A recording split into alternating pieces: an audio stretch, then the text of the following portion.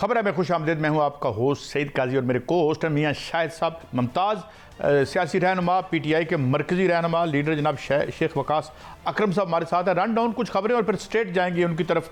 बानी PTI पर कत्ल का मुकदमा कितना ख़तरनाक हो सकता है, इससे पहले एक तारीख दोहराई जा चुकी है और उस पर हमें दोबारा से सुप्रीम कोर्ट ने जो फैसला किया, बहरहाल वो सुप्रीम कोर्ट पर एक कमेंट भी था जिसने ये फैसला किया था। कहा क्यों इस तरह से हम इस सम्त में जा रहे हैं। जस्टिस मंसूर अली खान का जो ख़त है, मंसूर अली शाह साहब का जो ख़त है, 26वीं आईनी तरमीम पर फुल बेंच क्या बन सकता है, ये क्या मामला है। और फिर बात करेंगे डॉलर के हवाले से कुछ खबरें आ रही हैं 2015 2011 पे आएगा, अच्छी बात है, आ जाए, इससे अच्छा क्या हो सकता है। और क्या ईरान एटमी ताकत बनने जा रहा है। BBC ने आज एक रिपोर्ट दी है जिसमें कुछ कह रहे हैं दिनों में बन सकता है, महीनों में बन सकता है। हमारे साथ एक दिफाई तजिया निगार होंगे, मगर अब है हमारे साथ मोहतरम शेख वकास अकरम साहब। शेख वकास अकरम साहब, मेरा सादा सा सवाल है, सियासत एक पैगंबरों का पेशा कहा जाता है, लोगों की तकदीर बदलने का पेशा कहा जाता है, तो ये हुकूमत और ये जो कत्लों का वैर हम बना देते हैं। और इससे पहले जुल्फ़िकार अली भुट्टो साहब का जो मामला था,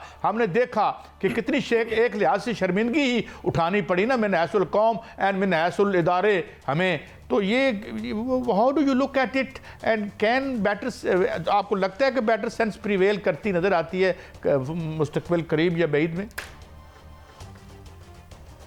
सर देखें, हमें तो अगर ये अभी या माजी करीब के हम इवेंट्स देखें और जिस तरीके से हुकूमत ने पुलिस, रेंजर्स, कानून नाफिज करने वाले इदारों को इस्तेमाल करते हुए अपने ही बच्चों के साथ जो किया इस्लामाबाद में, मुझे तो कोई बेटर सेंस प्रिवेल करता हुआ नजर नहीं आ रहा है। This is unfortunate and this is sad कि एक न्यूक्लियर मुल्क जिसके 25 करोड़ आवाम है, इस किस्म के और इस किस्म के मैंडेट चोरों के हाथ में आ चुका है कि जिनको अपनी जाती लेगेसीज, अपनी डायनेस्टीज, अपने जाती कारोबार बचाने के अलावा ना गवर्नेंस क्या, जब बंदा आया ही फॉर्म 47 तो है, टिकड़ी गवर्नेंस होगी, और ना इस मुल्क के अंदर लॉ एंड ऑर्डर के हवाले से, इस मुल्क की सलामती के हवाले से और जो इंटीग्रेशन है उसका इनको कोई इदराक ही नहीं है। So they are not bothered, they think कि जी सानू असी इंस्टॉल हुए हैं, जेडे सानू ले आने आपे साहब लैंड, और that's why they make stupid statements, they take stupid steps, जिसके जो consequences हैं वो इस वक्त तो बड़े ही फेटल हैं सर। जी मियाँ साहब, आपको सवाल पूछना चाह रहे हैं। शेख साहब, आज KPK में एक APC हुई है और PTI उसमें शामिल नहीं हुई। अब मुझे ऐसा लगा जैसे एक मुतबादल निज़ाम जो है वहाँ पर मुतारफ़ करा दिया गया, क्योंकि आज APC में चार्जशीट कर दिया गया KPK हुकूमत को, और साथ जो मुतालबात पेश किए गए वो भी कहा गया कि इसको हल किया जाए। अगर वफाकी हुकूमत उनको हल कर देती है तो फिर उस हुकूमत की क्या से रह जाएगी KPK की, और आज क्या अगर KPK हुकूमत उसमें शामिल होती तो अच्छा ना होता?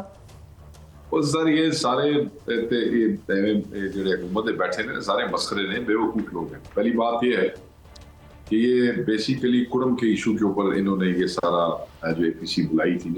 नंबर 1, पीपल्स पार्टी का थे मैंडेट कोई ना सीटा कोई नहीं। नंबर 2, बलोचिस्तान के अंदर पाकिस्तान तहरीक इंसाफ को बैन करने की रेजोल्यूशन होती है, उसको ये सपोर्ट करते हैं, ठीक हो गया।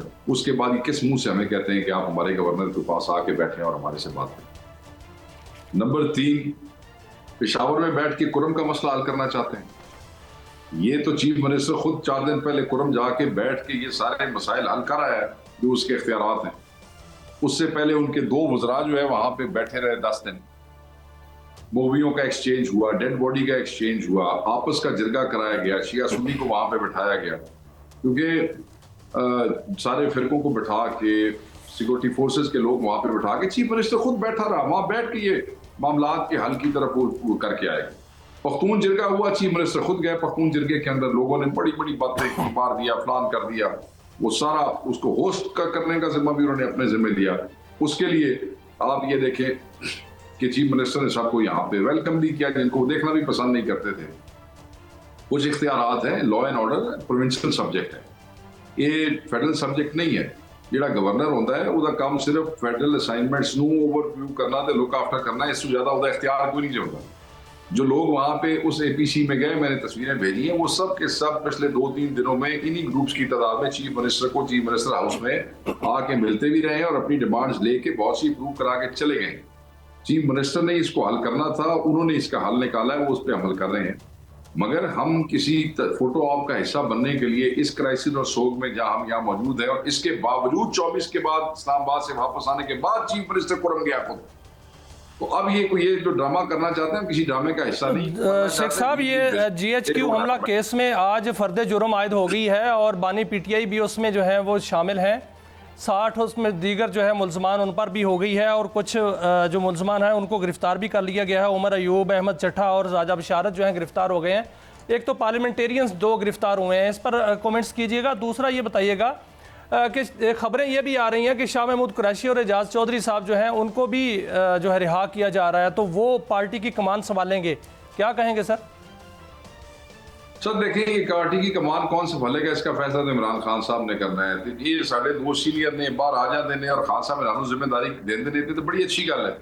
इसमें कौन सी कोई बुरी बात है? कोई ये तो ज्यादा तजर्बेकार लोग हैं, अगर ये इस जिम्मेदारी को संभालते हैं तो इससे ज्यादा अच्छी और क्या बात होगी। ये नंबर 2, उमर अयूब साहब को, अहमद चट्ठा को, राजा बशारत को, इन तीनों के पास जमानतें मौजूद हैं। उमर अयूब साहब के पास, अहमद चट्ठा साहब के पास ओमनीज मौजूद हैं, ATC की जमानतें मौजूद हैं।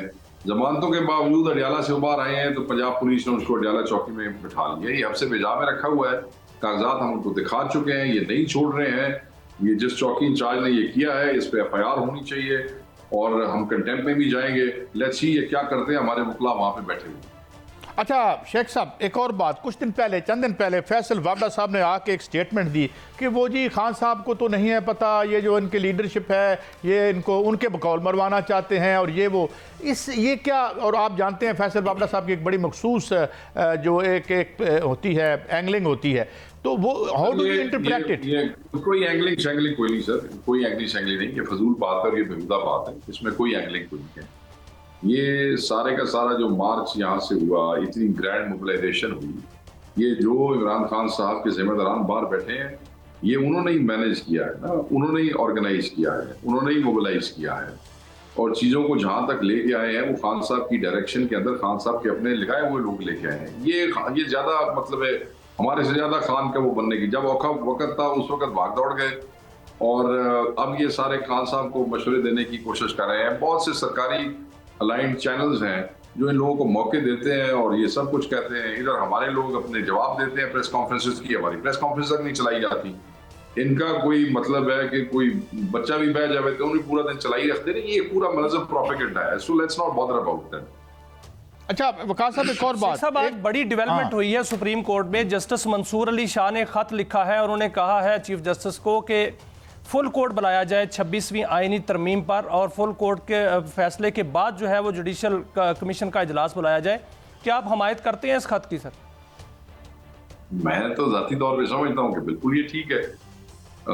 हम तो वैसे ही 26वीं तरमीम के खिलाफ थे। हम समझते हैं कि जो अदालतों में जो पिटिशंस और जो केसेस लगे हुए 26वीं तरमीम के हवाले से उसका फैसला कर चलें, उस बाद ठीक है, जो कमीशन भी चले और उसकी मीटिंग भी होती है, वरना तो ये ऐसे हासिल ही है ना जी। कल फैसला हो जाता है ना, जेडे हुण फैसले कर रहे हैं की करेंगे, लेट्स से कल को फैसला अदरवाइज हो जाता है जिस तरह लोग चाहते हैं, तो फिर इन फैसलों का क्या करेंगे जो आएगा, फिर उसको अनडू करेंगे। तो बेहतर नहीं है कि पहले कर लें उसका फैसला।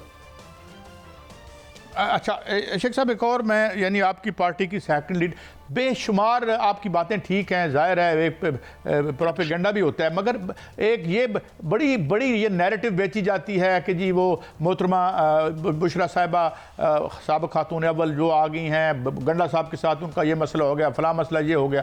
ये इस सारी नैरेटिव में कितनी हकीकत है? कोई अलादा तो अमली तौर पर नहीं हुआ। एक दो इस्तीफे आए थे, वो जो अपना आपके राजा साहब का और एक और इस्तीफा था मोहम्मद रजा साहब का, तो क्या ये वो किस तनाजुर में देखते हैं इसे आप?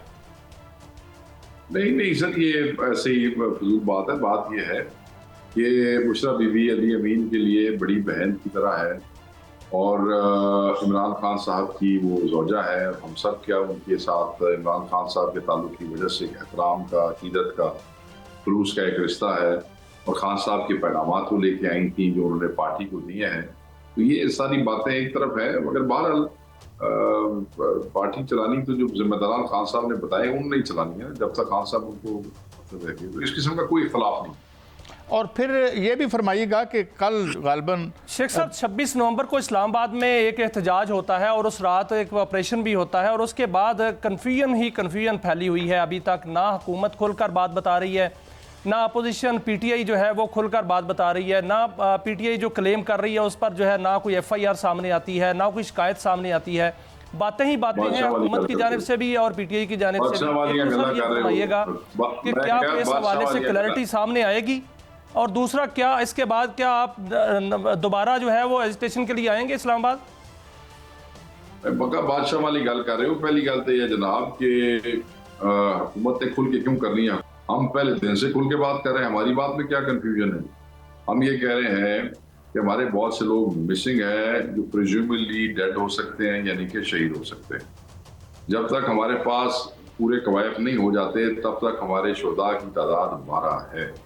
जो लोग मिसिंग हैं और जेलों में भी नहीं है, पुलिस ने पेश भी नहीं किया और एहतजाज में गए थे, बिल्कुल people have right to believe कि दे आर प्रिज्यूमली डेड। आप अल जजीरा का आर्टिकल पढ़े ना, डेड बट नॉट काउंटेड, ठीक है? अच्छा, अब उस हवाले से कोई कंफ्यूजन नहीं और कोई कंफ्यूजन हो भी नहीं सकता। लोग शदीद जख्मी थे, पंजाब पुलिस जो जख्मी है उनके घर वालों को तंग कर रही है। जो लोग अपने जिलों से कोई एहतजाज लेकर निकल पड़े थे और अब उन्होंने कोई वीडियो चढ़ाई है तो उन पर एफआईआर दे के उनको उठाना शुरू कर दिया है। शोहदा जो एक तो पंजाब में से हैं उनके घरों में जाकर उनकी फैमिलीज को तंग कर रहे हैं। वो कहते हैं हमारे पास कोई आए ना हमसे बात ना करे। एफआईआर वो सती वाली एफआईआर के लिए वो गए हैं, पुलिस ने इनकार कर दिया, अब हम उसके लिए अदालत में जा रहे हैं। बाकी सारे कवायद 2 दिन पहले वकला को इकट्ठे करके दे दिए गए हैं। फैमिली शोक में थी भाई। सबसे पहले फैमिली ने मुद्दई बनना है, अगर फैमिली नहीं बनती तो फिर जाके बनना है पार्टी ने मुद्दई। ये तो नहीं हो सकता ना, फैमिली की कंसेंट के बगैर पार्टी मुद्दई नहीं बन सकती होती है। कहीं यहाँ पे सूडो इंटेलेक्चुअल बैठ के यहाँ मशवरे दे रहे होते हैं। कल वो पार्टी मुद्दई बन जाए थे, जो असल वारिस हैं वो खड़े होकर कहें जी हमने इनको इजाजत नहीं दी, तो आपका क्या ख्याल, हम केस चला सकते हैं? ये तो लोग बैठ के टीवी पर ठोकने शुरू हो जाते हैं, ना कानून का आगे का पता ना पीछे का पता। तो फैमिली जो सोग में थी उनके कंसेंट, उनकी से data collection, it took time. Punjab में और बलोचिस्तान में वो जिसकी शहीद की कुल खानी होते छापा मार छड़िया तो रिश्तेदार ने पर्चा दे छड़िया। तो ये तो हर तरफ हो रहा है, हर सूबे के अंदर। ये भी हमारे लिए थोड़ी सी आसानी है, तो इसलिए चीजें लेट हुई हैं। मगर 26 तारीख तो गुजर गई और एहतजाज की आखिरी काल भी गुजर गई। क्या अब भी एहतजाज होगा? आप दोबारा आएंगे? सर ये लायम अली इमरान खान साहब तय करेंगे। अच्छा शेख साहब, एक बात तो मैं बरमला कह दूं, एक शख्स था, ज़्यादा थे, इससे ज़्यादा प्रीपोस्चरस शर्मनाक बात नहीं हो सकती पॉलिटिकल वर्कर्स पे जो है इस तरीके से जो भी हुआ।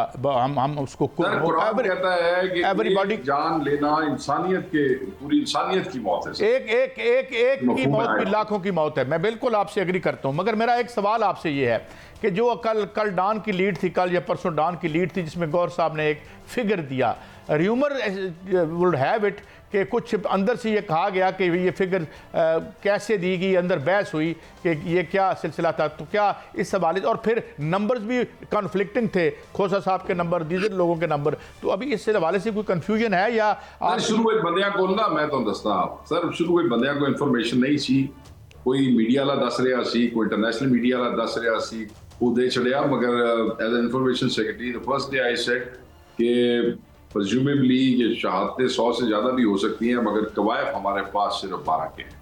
This is the state. अब एक चीज़ हमारे पास आए ना, जिसकी मैयत ना हो, जिसका जनाजा ना हो, क्या है यहाँ पे मतलब वो कर दइए। हाँ, जो मिसिंग है, जब तक वो मिसिंग रहेंगे हमारे लिए तो वो फिर शहीदों में ही है ना सर। अगर पुलिस भी उनको गिरफ्तारी करके नहीं पेश कर रही है और मिसिंग मिल भी नहीं रहे हैं और ये मीडिया तरह तरह की चीज़ें भी हम तक पहुँचा रहे हैं, तो फिर इसे की कमाएंगे? मगर कवायद और शुहदा इस सिरे तक 12 ही है।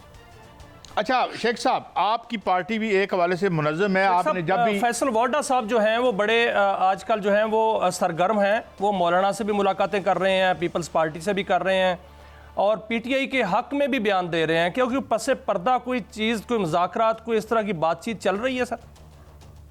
तो जिस किस्म के पीटीआई के हक में बयान दे रहे हैं ना, मतलब है वो मेरे ख्याल है वो मेहरबानी ना ही करन पीटीआई के हक तो बेहतर है। नंबर 1। नंबर 2, मौलाना को मिलते हैं, जरदारी साहब के बेटे को मिलते हैं, बिलावल भुट्टो को, उधर से नून लीग की बैंड बजा रहे हैं। एवरीबडी नोज कि Peoples Party is looking for an opportunity in this crisis कि किवें नून लीग वाले दी जान टुटे। ऑब्वियसली नून लीग ही आर्किटेक्ट है ये सारे मामले की, हुकूमत में तो उनका वजीर आजम बैठा है ना सर।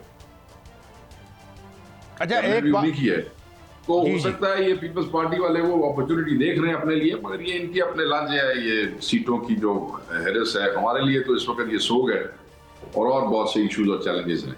क्रैकडाउन है, पर्चे है, हमारे ऊपर लोगों पे पर्चे हो रहे हैं, दर्जनों पर्चे, मेरे पे दर्जनों दहशतगर्दी के पर्चे हो गए हैं, ये 24 और 26 वाले उसमें। अच्छा शेख साहब, ये एक और बात भी, वो जो वावड़ा साहब ये भी फरमाते हैं जी ब्रांड नून लीग ख़त्म है, ये है वो है, तो कुछ बड़ी पुरस्रार सी उनकी मुझे प्लेसमेंट लगती है। आपको भी लगता है कि ये ब्रांड नून, जिस तरह वावड़ा साहब कह रहे हैं, क्योंकि पॉलिटिकली तो जितनी उनकी नीचे बेस थी वो हमने देख ही ली, सब ने देख ली इलेक्शंस में, तो डू यू सी ये जो र्यूमर्स चल रही हैं जी, वो कौमी गवर्नमेंट हो, ये हो वो हो, do you buy these theories are rumours? नहीं sir, I don't think so sir. कौमी हुकूमत वाला तो कौमी हुकूमत के लिए क्या मतलब, कौमी हुकूमत में ये का बिलावल को वजीर आजम लेके आएंगे और नून लीग सपोर्ट करेगी और कोई और पार्टी सपोर्ट करेगी? नहीं, ये इसलिए कौमी हुकूमत वाला रौला नहीं है पड़ता। हाँ, अगर ये नून लीग में कोई जमा तफरीक करें, क्योंकि सारे MNAs के खिलाफ दरखास्तें आई हुई हैं और सारे इंस्टॉल्ड हैं, हाथ उठ जाए और बंदे इधर से उधर हो जाए, जो कि आजकल कोई इशू है नहीं, वो तो सिर्फ PTI है जो रजिस्ट करती है, बाकी इनके साथ सत्तू तो हमने देखे हुए हैं दूसरी पार्टियों के। इन हाउस अगर कोई एक को हटा के दूसरे को लगा दें तो शायद लगा दें, ये नेशनल गवर्नमेंट वाली गल के में हो सकती। सब तो बड़ी पार्टी PTI है, they are not part of it.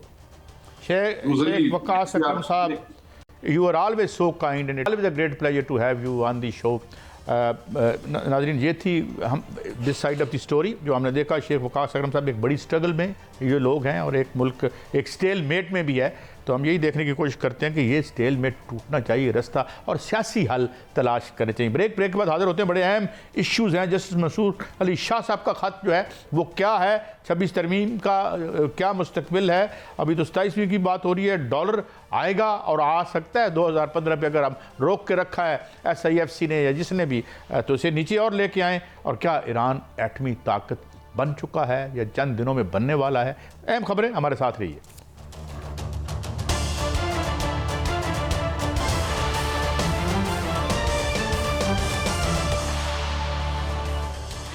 Welcome back. नाज़रीन, थोड़ी सी बात डॉलर के हवाले से करते हैं। डॉलर ज़ाहिर है दुनिया की रिज़र्व करेंसी है, लेकिन उसके साथ कुछ तब्दीलियां भी आ रही हैं। अमेरिका बहादुर के बारे में अब लोग कहते हैं कि एक लागर साम्राज्य जिसे कहा जाए, वीकेंड एम्पीरियलिस्ट या एम्पीरियलिज्म कह सकते हैं उसको। लेकिन ये है कि हमने एक बड़ी इफेक्टिवली हमने एक डॉलर को रोके रखा है। इसकी स्लाइड थी, मगर कहा जाता है कि SIFC ने इसको इंटरवीन किया। और अब एक और ख़बर आई है जो तोला एसोसिएट्स की है, जो कि करेंसी में ही डील करते हैं, और उनका ये कहना है कि जी ये इसको IMF ने ऊपर रखा हुआ है, वरना ये 2011 या 2015 का हो सकता है। मियाँ साहब, ये तो बड़ी अच्छी बात है, लेकिन अब ज़ाहिर है IMF के चुंगल में हम ये 6-7 बिलियन डॉलर जो है जो वो हमने उनसे लेना है, और तो हम नीचे तो इसको नहीं कर सकेंगे अगर IMF हमें इजाज़त नहीं देगा। तो क्या कहते हैं आप, और आपके पास क्या खबरें हैं? ये जो करेंसी मार्केट के बड़े खिलाड़ी हैं वो क्यों ये कह रहे हैं कि ये इसकी आर्टिफिशियली प्राइस ऊपर ऐसे नीचे आना चाहिए? क्या खबर है आपके पास? देखिए कायद साहब, इसमें जो तोला लॉ एसोसिएट्स हैं उन्होंने तो एक एडवाइजरी जारी की है और उसके मुताबिक वो कहते हैं कि डॉलर की असल कीमत जो है वो 211 रुपये है।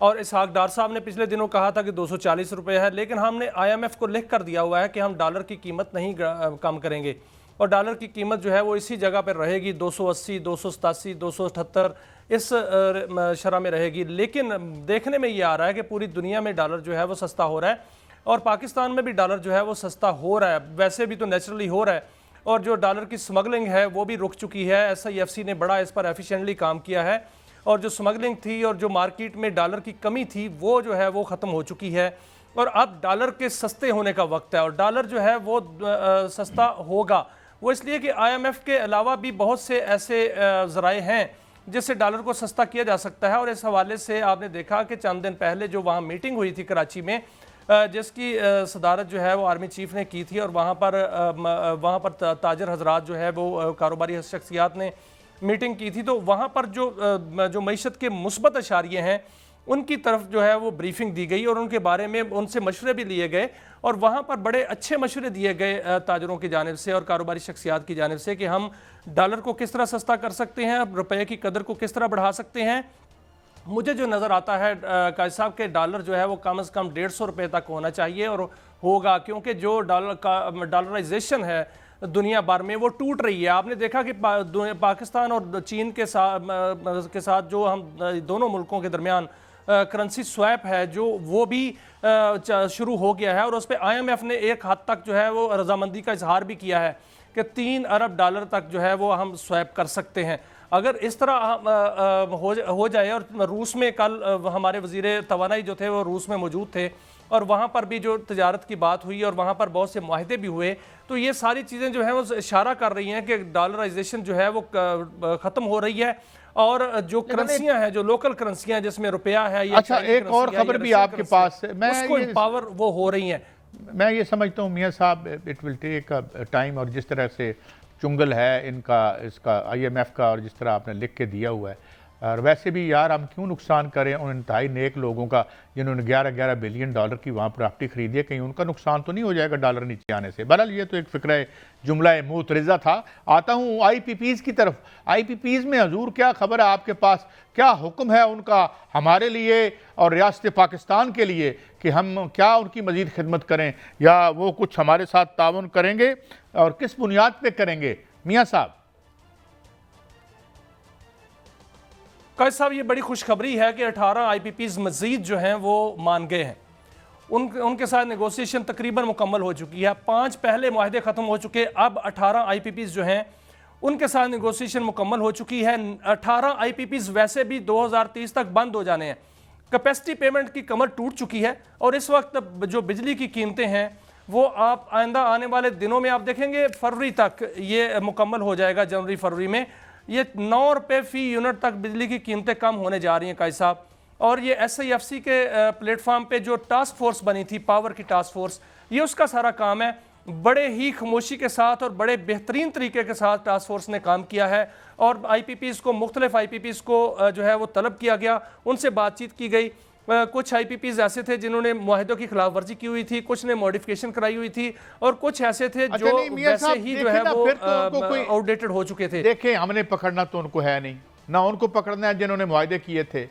मियाँ साहब अब क्या हुआ, इतनी देर बाद खराबी बिस्यार के मुल्क का तो कुंडा कर दिया इन लोगों ने, और इनसे अब इन्हीं से जाके हम मुआहदे कर रहे हैं कि खुदा का वास्ता ज़रा लूट मार कम कर दें। अल्लाह अल्लाह अल्लाह का, ये क्या है कि तरलियाती किस्म का एक हमारी रूलिंग अशराफिया है, मगर तरलियाती नहीं है, क्योंकि वो अपने आप से ही तरला कर रहे हैं। वो इसलिए कि ये सारे तो उसके बेनिफिशरी थे। अब इसको निचोड़ लिया, निचोड़ने के बाद क्यों बस करो और बतेरा और रौला पै गया जे, नीमे नीमे होकर निकल चलो, इनको कोई पूछेगा नहीं, जिस तरह महातिर मोहम्मद ने इनको पूछा था और ये भाग गए थे, वहाँ से दुड़की लगा गए थे।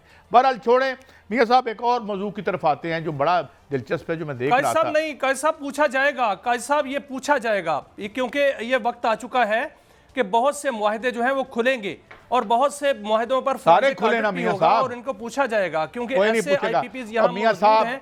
ये मियाँ साहब बात ये पता क्या है, बात ये है कि अपना ये जो हमने कल कोरिया में देखा, इसमें मैं ख़ास तौर पे एक स्टोरी करना चाहता हूँ। ये कोरिया में जो कल हुआ, फौरी तौर पर वो भागा यूं लक यो जिसका नाम है वो, और अब उसके खिलाफ मुआसबा भी शायद हो या ना हो। इससे कुछ दिन पहले जो है फ्रांस की गवर्नमेंट जो है वो गिर गई, तारीख की सबसे मुख्तसर तरीन हुकूमत थी। कुछ दिन पहले जो है 2 हफ्ते पहले जर्मनी की हुकूमत गिरी। सर कोई बड़ी खबर दें इस हवाले से, कोरिया में क्या हुआ, क्या अब वहाँ पर जो है मुख्तर मार्शल जो है वो कैसे टूटा, ये क्या हुआ, क्या है वहाँ पे?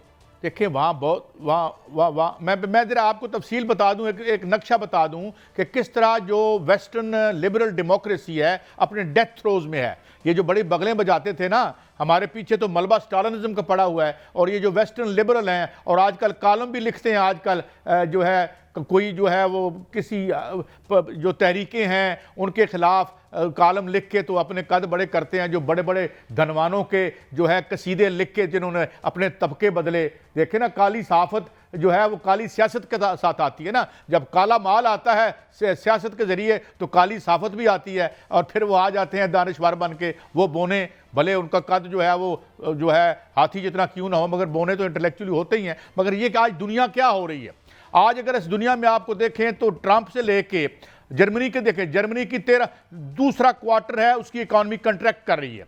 क्या हुआ, उसकी जो 13% एक्सपोर्ट्स थी यूरोप में वो गिर गई हैं। ये जो यूक्रेन की जंग है, इस जंग की वजह से जो गैस, मुझे तो यूरोप जो है वो बिल्कुल बिखरता हुआ नजर आ रहा है, नेटो टूटती हुई नजर आ रही है, जर्मनी जो है वो कहीं और उसकी नहीं, खतरा और है नजर आ रही है। क्या हो रहा है? खतरा और है, खतरा ये है का एक सिंबल कहा जाता था। खतरा ये है कि इस वक्त जितनी यूरोपियन रूलिंग क्लास है वो समझती है कि ये टैरिफ हाई करेगा, ये टैरिफ ऊपर लेके जाएगा, क्योंकि ये जो है एक तरफ तो उसने देखे एक अजीब उसने बात की कि मैं गजा को और जन्म बनाओ, और क्या जन्म बनाओगे तुम यार, हैं तुम्हारे पीछे वियतनाम खड़ा है जिसने तुम्हारे लिए ये अफगानिस्तान में से तुम जूते पहने बगैर भाग गए थे। तो इस तरह की फजूल बातें भी वो कर रहे हैं जो हमारे वो आने वाले जो लोग हैं वहाँ पे। मगर सवाल ये है कि वी सी अ क्राइसिस। अब बात यह है कि खुद यूरोप में जंग लगा के बैठे हुए हैं, ये जर्मनी जो गिरा है आके, और जिसमें जो गवर्नमेंट टूट गई है, और शुल्स कहता है कि मैं इलेक्शन करवाऊंगा, जो चांसलर है वहाँ का, और अपोजिशन कह रही है नहीं नहीं रहने दो। अच्छा, अब इसी तरीके से हर जगह क्राइसिस है।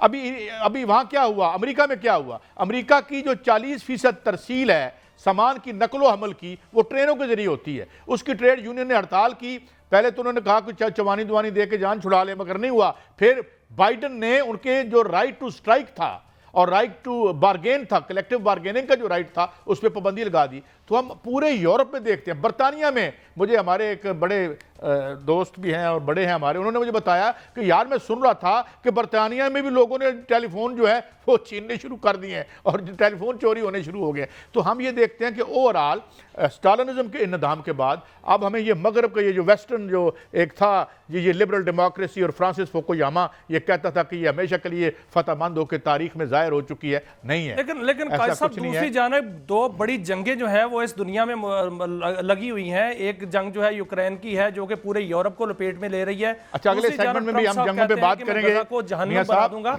तो वहां पर अमेरिकी मौजूदगी खुद भी है, तो ये क्या तीसरी आलमी जंग नहीं छिड़ेगी? नहीं, मैं अभी इस पे मैं एक ब्रेक ले रहा हूँ, हम इस ब्रेक में दोबारा भी हम ये गुफ्तगू जारी रखेंगे। Definitely west is in a very grave crisis, एक के बाद दूसरी गवर्नमेंट गिर रही है। मगर हमारा अगला सेगमेंट ईरान पे होगा, हमारे साथ मौजूद होंगे मुमताज़ तजिया निगार दिफाई जो हैं वो जनरल रिटायर्ड तारक रशीद साहब। तो आप हमारे साथ रहिए, ये गुफ्तगू जारी है।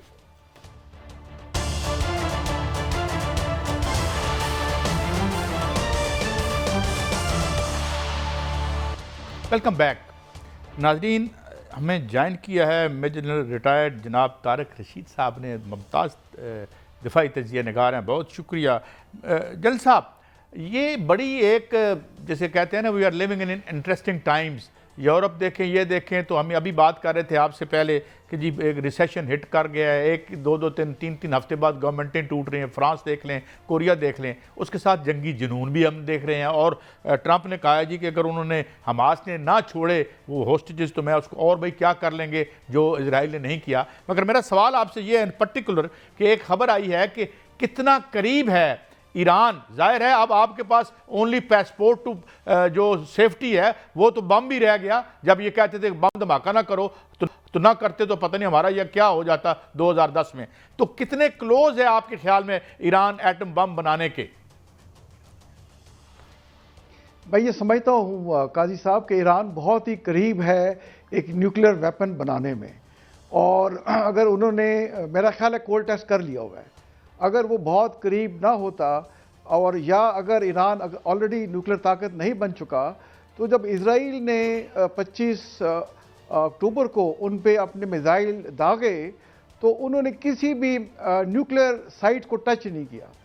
उन्होंने सिर्फ उनकी चंद मिलिट्री इंस्टॉलेशंस जहाँ से मिसाइल उन्होंने इजराइल पे गिराए थे, या कुछ और मिलिट्री जो स्ट्रक्चर को उन्होंने क्लेम किया कि हमने उस पर अटैक किया है और उसको हमने डैमेज किया है।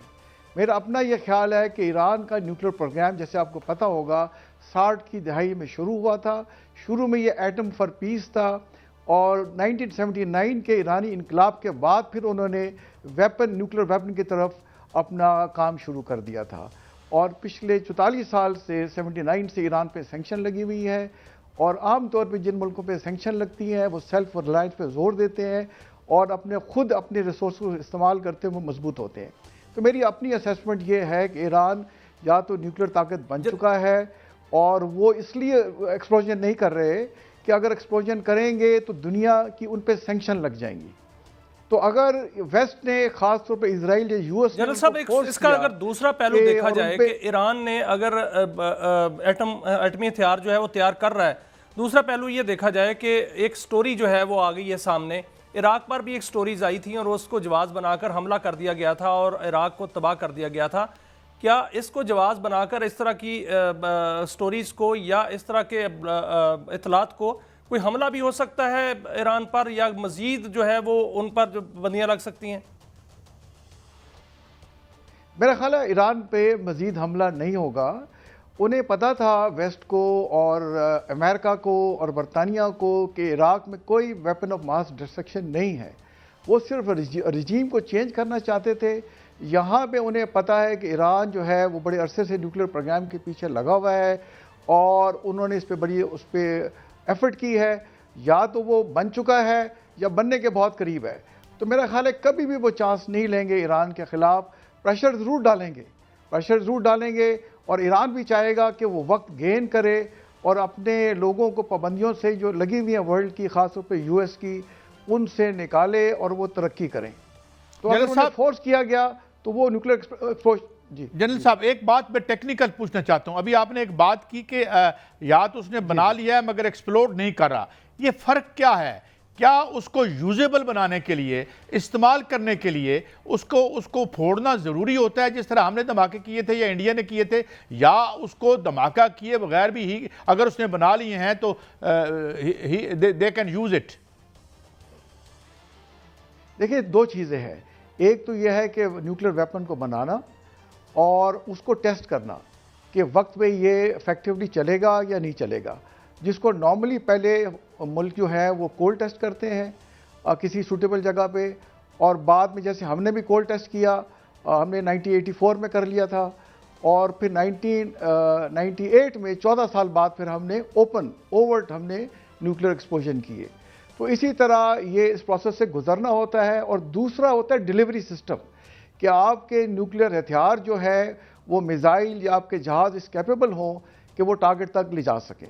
तो ये दोनों काम साइमल्टेनियसली मुल्क करते हैं, जैसे हमने भी किया था, और मेरे ख्याल में ईरान भी ये कर रहा होगा। तो ईरान के ये इंटरेस्ट में है कि अगर उसको बिल्कुल दीवार के साथ ना लगा दिया गया, बड़ी खबर जो है चाहेगा कि फिर रही है आलमी मीडिया पे। सर, एक बड़ी खबर आलमी मीडिया पे फिर रही है कि ट्रंप के मुंतखब होने के बाद अमरीकी जो अमीर अमरीकी हैं वो अमरीका छोड़ना शुरू हो गए हैं, और ये भी कहा जा रहा है कि हर 3 मिनट बाद मुख्तलिफ ममालिक के इमिग्रेशन को दरख्वास्तें मौसूल हो रही हैं। आप क्या समझते हैं कि ये जो ट्रंप है इसकी पॉलिसी से लोग खाइफ हैं, या अमरीका के जो हालात हैं मुस्तकबिल करीब में जो लोग देख रहे हैं उससे लोग जो हैं वो छोड़ रहे हैं? देखिए, ये दोनों चीज़ें हैं। एक तो देखिए, अमेरिका में भी पोलराइजेशन बहुत बढ़ गई है। एक तरफ डेमोक्रेट्स आगे है, दूसरी तरफ रिपब्लिकन है, और वैसे भी अमेरिका की इकोनॉमी डिक्लाइन की तरफ जा रही है, और चाइना एक राइजिंग पावर है। और ट्रंप ने इसी पे कैपिटलाइज किया था कि मैं अगर सदर बन गया तो मैं अमेरिका की इकोनॉमी को बेहतर करूंगा, मैं ग्रॉसरीज की कीमतों को कम नीचे करूंगा, मैं एम्प्लॉयमेंट्स की जॉब को क्रिएशन बढ़ाऊंगा, और मैं दुनिया से जंगों का खात्मा करूंगा। तो लेकिन अमेरिका ने, जैसे मैंने कहा कि पोलराइजेशन है, और वो ऐसे मुल्कों में लोग जो हैं डेवलप वर्ल्ड के शिफ्ट होना चाहते हैं कि जहाँ पे पोलराइजेशन कम हो और जहाँ सिविल जो है राइट्स और वेलफेयर सोसाइटी हो। जैसे कि वो जो निकल रहे हैं अमेरिका से, वो दरख्वास्तें दे रहे हैं जाने के लिए जर्मनी में, वो दरख्वास्तें दे रहे हैं न्यूजीलैंड में जाने के लिए, वो एप्लीकेशन दे रहे हैं कनाडा में जाने के लिए, कि यहाँ पे लोगों की वेलफेयर का जो हुकूमत है वो ज़्यादा लोगों को लुक आफ्टर करती है। अच्छा जनरल साहब, ये इसमें क्या चाइना और रशिया का भी हाथ है इनको न्यूक्लियर पावर बनाने में, या ये इंडिजिनस है? ईरान का? नहीं, देखें, ईरान का जो प्रोग्राम है, आपको देखें खुद किसी की हेल्प तो चाहिए होती है, तो या तो आप हेल्प ले लेते हैं फॉर्मली लोग मुल्कों से बात करके, और या फिर ब्लैक मार्केट से भी चीज़ें मिल जाती हैं। तो मेरा अपना ये ख्याल है कि चाइना और रशिया ने ईरान की ज़रूर मदद की है न्यूक्लियर ताकत बनने में। और जनरल साहब, एक बात और भी, अभी जो थोड़ी देर पहले आप बात कर रहे थे, मैं एक स्टडी पढ़ रहा था, वेरी इंटरेस्टिंग, कि डेवलप वर्ल्ड में से सबसे ज़्यादा जो हिजरत हो रही है वो अमेरिका से हो रही है और टुवर्ड्स ऑस्ट्रेलिया हो रही है। तो क्या इसकी वजह वही है जो आप बता रहे हैं कि people are trying to move to the safer zone, या ये जो वहाँ पे इन्फ्लेशन और पॉवर्टी है वो इसकी वजह है? देखिए, मतलब मल्टीपल वजूहात हैं। जैसे मैंने कहा, एक पोलराइजेशन है और दूसरा इकोनॉमी है, और लोग जो है वो ऐसे मुल्कों को तरजीह देते हैं कि जहाँ पे उनकी वेलफेयर ज़्यादा हो, वहाँ हेल्थ फैसिलिटीज़ ज़्यादा हो, वो मेडिकल फैसिलिटीज़ हो, एजुकेशन वहाँ पे फ्री हो, और उन्हें लुक आफ्टर किया जाए। तो जैसे मैंने कहा कि अमेरिका क्योंकि जंगों में इन्वॉल्व रहा है और प्राइमरीली उनकी इकॉनमी बड़ी सफ़र की है। अब आपको मैं बड़ी इंटरेस्टिंग चीज़ बताता हूँ कि आज के अमेरिका जो है उससे तकरीबन $1.1 ट्रिलियन कर्जा लिया हुआ है चाइना से, और इसी तरह $1.06 ट्रिलियन का कर्जा उसने जापान से लिया हुआ है। तो आप देखें, जिस मुल्क से आप कर्जा लेते हैं, आप कर्जा लेके अपनी इकोनॉमी चला रहे हैं, और जो मुल्क दे रहे हैं, इसका मतलब है कि वो ज़्यादा आपसे प्रॉस्परस हैं, ज़्यादा इकोनॉमिकली ताकतवर है। तो अब लोग जो अमेरिका जो है, क्योंकि डेवलप वर्ल्ड है, लोग एजुकेटेड हैं, तो वो ये चाहते हैं और प्रेफर करते हैं कि वो ऐसे मुल्कों में जाएं जहाँ पे उनकी वेलफेयर ज़्यादा हो। Major general retired Tariq Rashid साहब, इट इज़ ऑल वक्त चूँकि ख़त्म हो चला, तो ये एक बड़ी दिलचस्प दुनिया है जिसमें हम कदम रख चुके हैं, और हम देख रहे हैं कि जो वेस्ट का बुरान है वो भी इंटेंसीफाई कर रहा है, और बड़ी मिसप्लेस्ड यहाँ के वेस्टर्न लिबरल्स की जो थी होप्स, उसके हवाले से देखें ये ऊँट किस करवट तारीख का बैठता है। बहरहाल, we are living in interesting times. इजाज़त, अल्लाह हाफिज़।